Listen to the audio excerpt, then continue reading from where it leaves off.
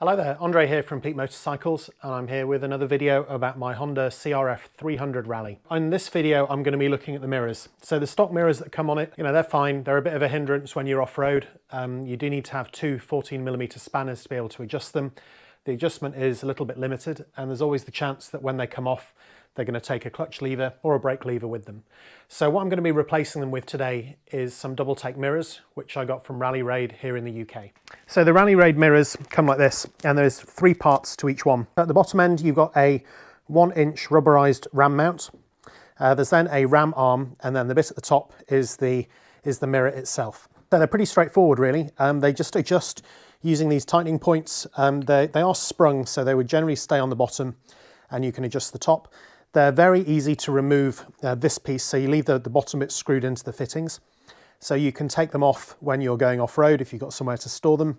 I also use ram mounts quite a lot for my GoPro. So I use these same arms and have a GoPro fitting that goes on the top. So it actually means I don't need to have a separate GoPro mount on the bars, because I'll just take one of the mirrors off and use the GoPro mount instead. Yeah, so that's kind of it. There's really not a great deal to them. I have seen them used also for people who are moving their bikes by van, because they're very easy just to fold flat.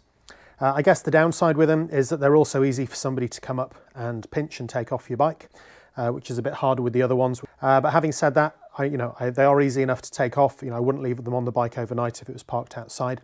And I think the value that they add in terms of flexibility of use, the fact you can remove them easily, and also I think they will actually give me better visibility than the ones that are on it, means that I think they are worth putting on. The other thing is that if you do have them on when you're riding off-road and you do come off, they're extremely solid. They're more likely to actually just move against the ball will move on the bracket rather than break anything on the bike. So a few things to point out with them. So first of all, these threaded balls that go on the bottom.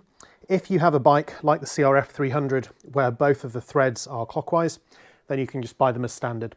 As some bikes have a counterclockwise or anti-clockwise thread on one side just to stop the mirror from undoing itself. So if you have one of those, then you will need to get an adapter for the side with the opposing thread. The only other thing to point out is that they're designed to move if you do take a knock. So if you do come off, chances are these are actually just going to move. The balls are going to move within that grip. They're going to move at the bottom, so they shouldn't break in the event that you have a fall. I'm now going to go and take the original mirrors off the bike. To remove the old one is pretty straightforward. It does have these two 14mm locking nuts, and that's so you can just position it in exactly the right place. For what I'm doing, all I'm doing is taking it off, so I'm just going to put my 14mm wrench on the bottom one, and that just comes off, and then I'll move that out. There we go. You can just unwind that from there. If you have the 300L, then obviously the screen won't be getting in the way like this, and it's only a bit of a faff because I'm trying not to hit the camera.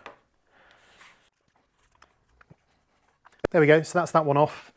As I mentioned, I actually already have this ball mount on there, which I've been using for some of the filming, and that can actually come off because I'll just use that one instead of the mirror in case I'm filming. I'm just going to go around and do the other side.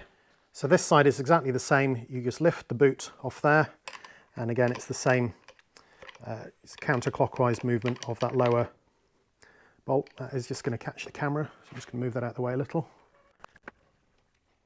So there we go, it's easy as that to take them off. So what I'm going to do now is I'm going to weigh them. I know that this is something that some people are interested in, and it drives some other people up the wall. So if you're in that second group, please skip through to the next bit.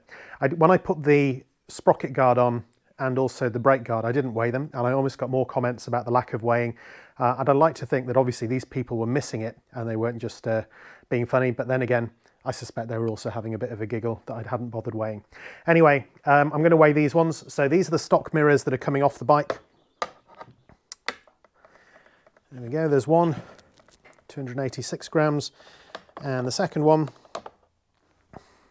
there we go, 575 grams for two mirrors. So for me, because I'm actually saving one GoPro mount on the bike, I'm going to put that on as well, just to see, but that won't apply for everyone. So 657 grams, roughly 650 grams is what we're taking off. And instead, what we will put on, and I guess these are going to be quite heavy, two of those, it's 500 grams, one mirror, and a second mirror. 840 grams. So to put these on is actually about 200 grams heavier than what I took off. So yeah, there is no weight saving here, there is a weight increase.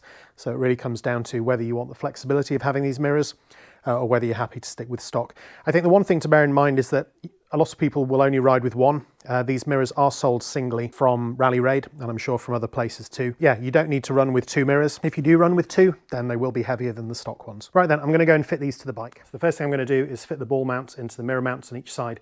Now, I don't know if you can see on here, but there isn't actually anything to do that up tight. And I think that's also because you just want it to come loose if it takes a knock. What I am going to do is just put a bit of thread lock on, because I also don't want them to wobble loose. And then I'm going to use the bracket that came with it to tighten it up. Here goes. There we go. As easy as that, put one in. To tighten it up, I'm just going to put this arm on it. I'm just going to do the arm up. There we go. That's tight. And then I'm just going to use that just to get some pressure on. And when it won't turn anymore, that is going to be tight enough for me. There we go. So just to go around and do the same on the other side. So here I'm going to do exactly the same. Bit of thread lock on there. Pop that in the hole. And then just use the arm just to tighten that up. So then the very last thing I'm going to do to fit them is to put the mirrors on. Those just undo, and then the mirrors just clip in like that. So that's it. That is my video for how to fit the double take adventure mirrors to a Honda CRF300L. I hope this has been interesting. If it has, please like and subscribe, and I will see you next time. Thanks a lot.